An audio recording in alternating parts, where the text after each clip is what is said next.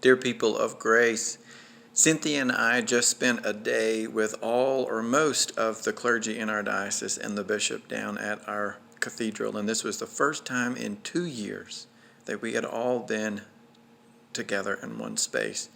And it was overwhelming.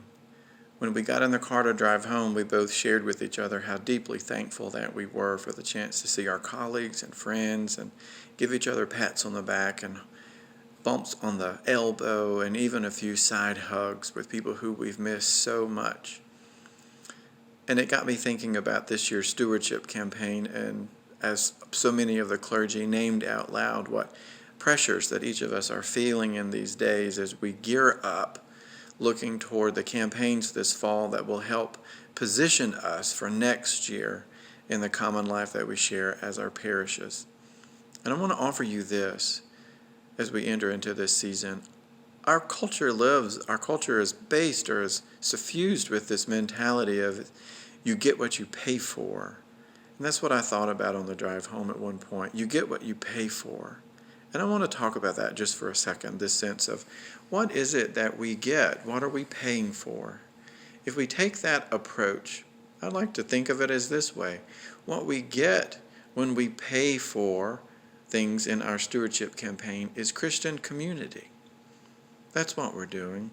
We're sharing of ourselves. We're sharing from ourselves with each other. And what we get is when we invest in that with each other is an intentional community that is the body of Christ in this world, that is grounded, as this year's stewardship theme invites us to see, that is grounded on faith, hope, and love.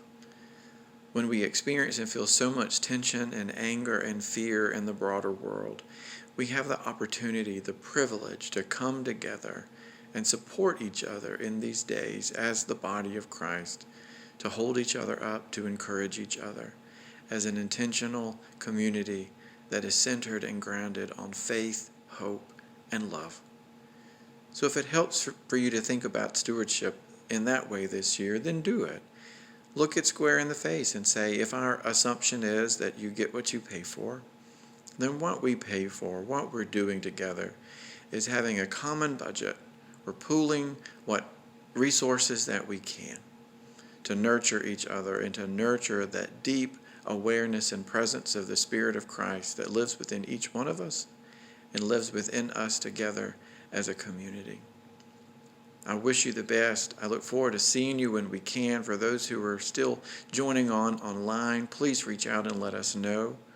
Those who are coming in person, we'll see you soon. God bless all of you as we continue to walk in these days.